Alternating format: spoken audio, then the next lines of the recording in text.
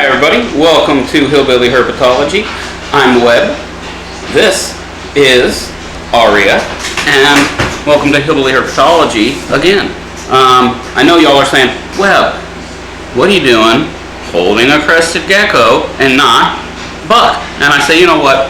Buck's sleeping. Buck's happily sleeping. I'm just gonna let him sleep today, and we're gonna check Aria out. She's getting big, guys.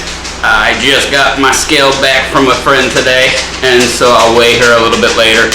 But she was a year old, I believe, in September, if I'm correct. So she's a little over a year old, which puts her close to a year away from the breeding mark. But we've got some other ones that are bigger than her that'll be close before you know it. So, what are we doing today? We are going to take the last of the slings that I have in the dram vials. These are 10 slings. I have several Pseumopius species. I have a P. arbicola. I have a couple of the Cameroon red baboons, and a P. sosme, or whatever the new name for that one is. So we'll get right to it. Alright guys, so first up here we have an H. gigas. I'm setting these guys up very basic, because this is just for between the sling and juvenile stage before they go to an adult stage. So I started off with some damp substrate. I'll add a little tiny bit of extra water in there just in case. We're going to put a water dish in all of these because they are big enough for a water dish. So they fill it in with dirt. Now, go ahead and get this thing out. We'll see how much it's grown.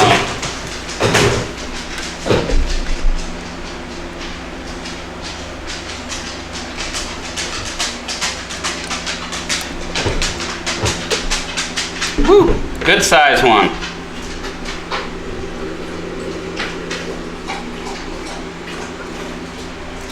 Just realized I don't really have a catch cup. So we will improvise here. Now this is a fast old world species, so don't take any unnecessary risks if you're not experienced with them. And then I'm gonna have to get me a catch cup for the next one because that was just silly. But we did it. Here, in the shade.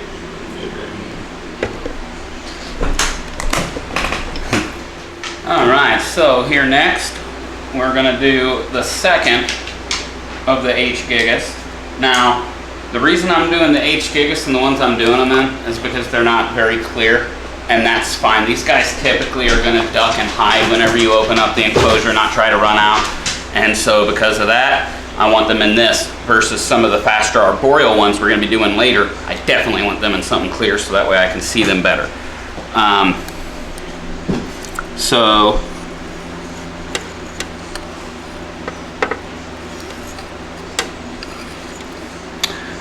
one of the reasons that I'm moving all of these guys out of the dram vials the dram vials are great to raise them up in because it's so easy to keep the humidity in them, but that's another one of the problems. It's so easy to keep the humidity up in them.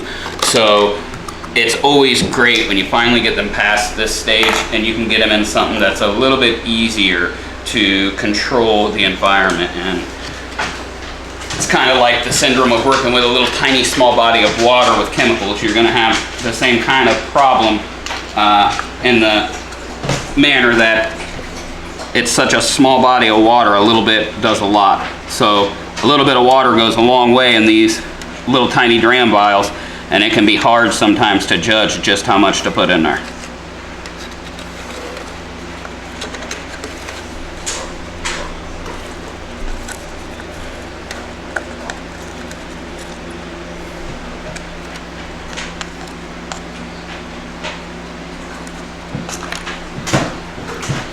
H. gigas, Cameroon red baboon, that's number 2. Alright, P. sosme, or the Brazilian blue. Cameraman has one of these as well. I believe I've got 2 or 3 of them. And these things have been growing so slow. This one actually has some nice size to it. So let's see if we can just get it straight into this. Nope, of course not. Hey there, buddy.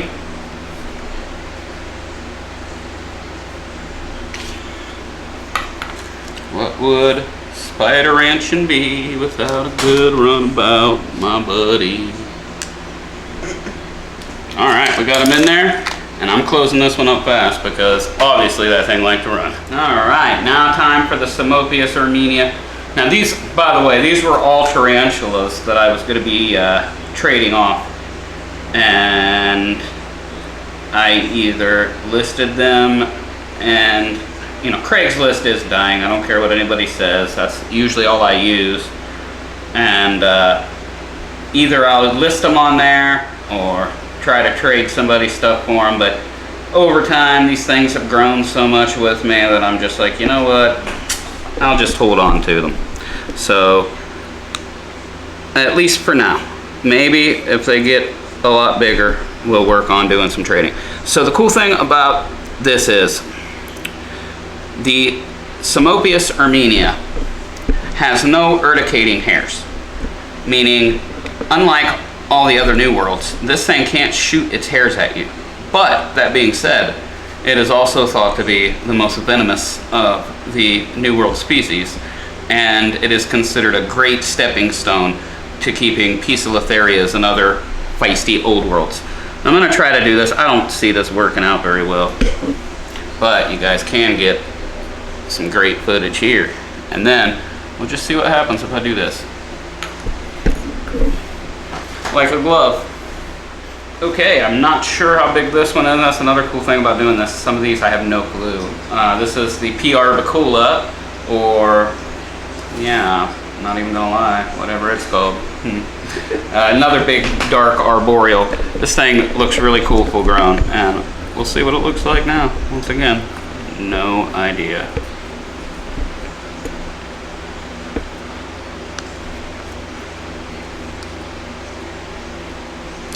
Should have had my tweezers.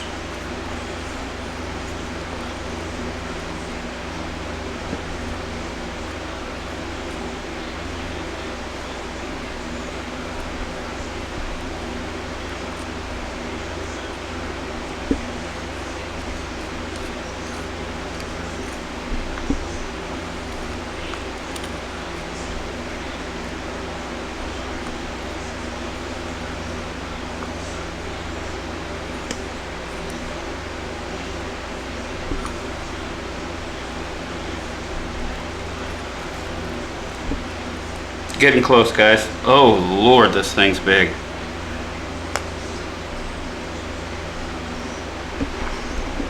And it looks like it's going to be a little bit froggy coming out too. So, let's see if I can get it out of here, and then we can get some footage of it.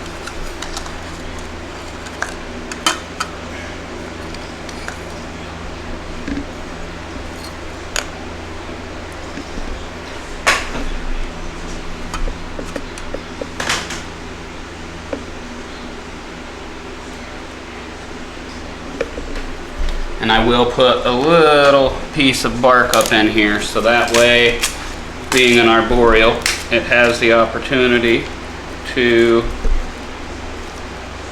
hide behind that, attach onto it if it likes to, and there we have it. P. arbicula, new home. Alright, Pseumopius pulcher. I'm just going to start putting them straight into their new homes. See how that goes. This thing's a bit smaller than what I thought it would be.